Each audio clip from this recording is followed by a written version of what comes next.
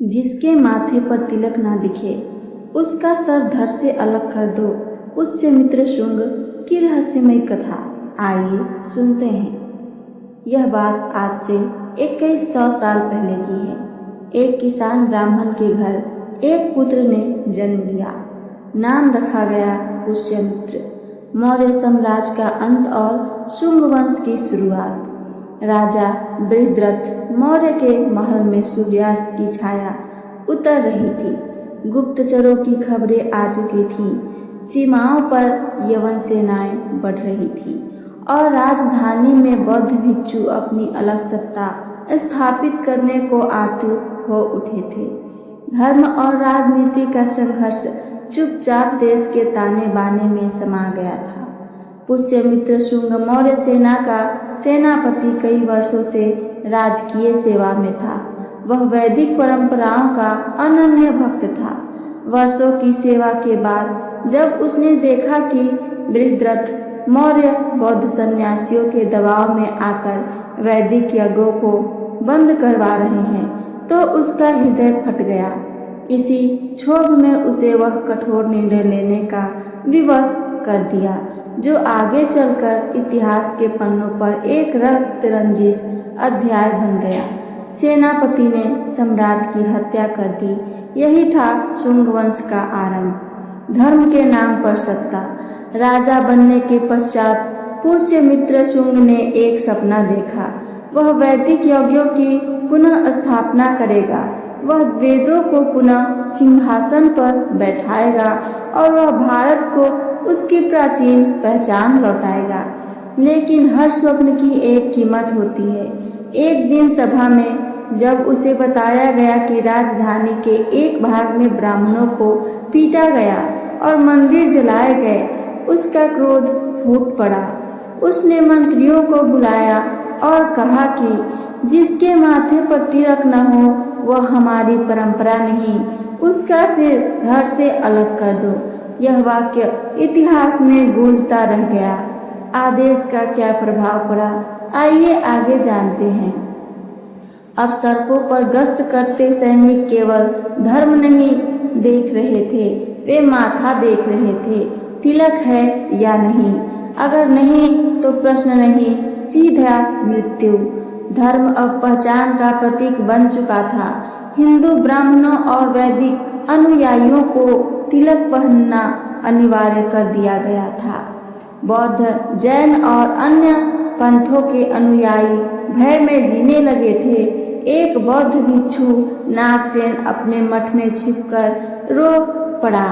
कभी शांति का संदेश देने वाला यह देश आज तिलक और तलवार में बट गया है।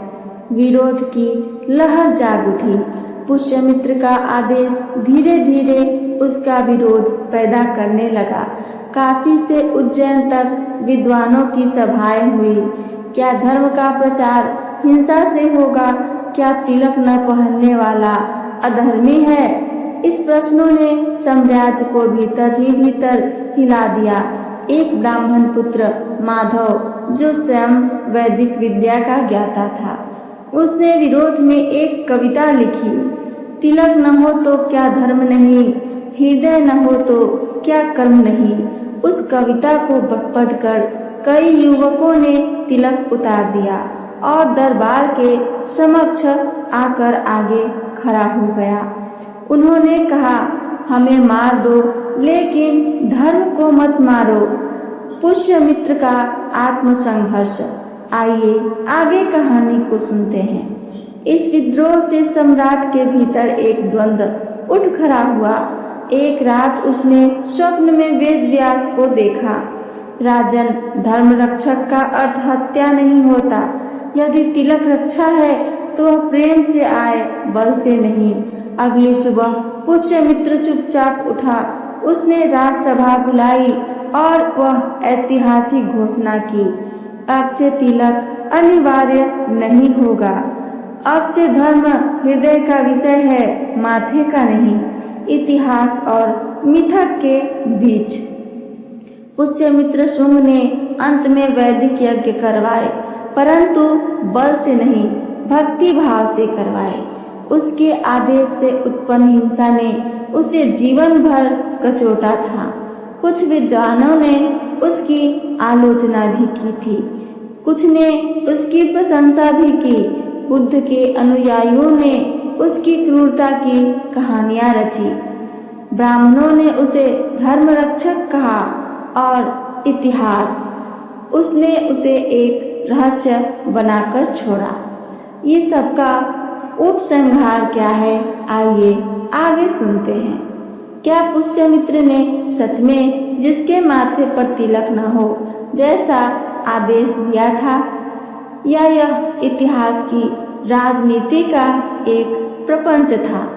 हम नहीं जानते, पर यह तो जरूर जानते हैं, धर्म कभी भय से स्थिर नहीं होता, वह प्रेम से खिलता है। तिलक माथे पर हो या न हो, पर अगर मन पवित्र हो तो वही सच्चा धर्म है। समय बीत गया, पुष्यमित्र शुंग भी इस धरती से चला गया था। राजा चला गया, पर उसके फैसले इतिहास में अमर बनकर रह गए। ये सबका सीख क्या है? उसके समर्थक आज भी उसे सनातन धर्म का रक्षक मानते हैं और विरोधी कहते हैं धर्म के नाम पर सबसे बड़ा अत्याचारी उसी ने किया था। परंतु एक प्रश्न आज भी समय के माथे पर खड़ा है, क्या धर्म माथे के तिलक से पहचाना जाएगा या मन की श्रद्धा से पहचाना जाएगा? क्योंकि इतिहास बदलता है, शासक भी बदलते रहते हैं, लेकिन सच्चा धर्म कभी किसी को धर्म से अलग नहीं करता है। वह तो टूटे सिर को भी मस्तक का सम्मान देता है, और यही रहा उस युग का सबसे बड़ा सत्य। धर्म का रक्षक तभी संभव है जब उसमें करुणा हो, न्याय हो और हृदय में प्रेम हो। यही संदेश पुष्यमित्र शुंग की कथा से हमें आज मिलती है कि सत्ता से धर्म थोपना आसान है, पर दिल से धर्म जगाना ही सच्चा धर्म युद्ध है। तो ये थी मेरी आज की कथा। मेरी कथा आप सबको पसंद आई हो तो चैनल को सब्सक्राइब करके वीडियो को लाइक करना ना भूलें। साथ साथ अपना एक प्यारा सा कमेंट करके हमें ज़रूर बताइए। सुनने के लिए धन्यवाद। जय श्री राम।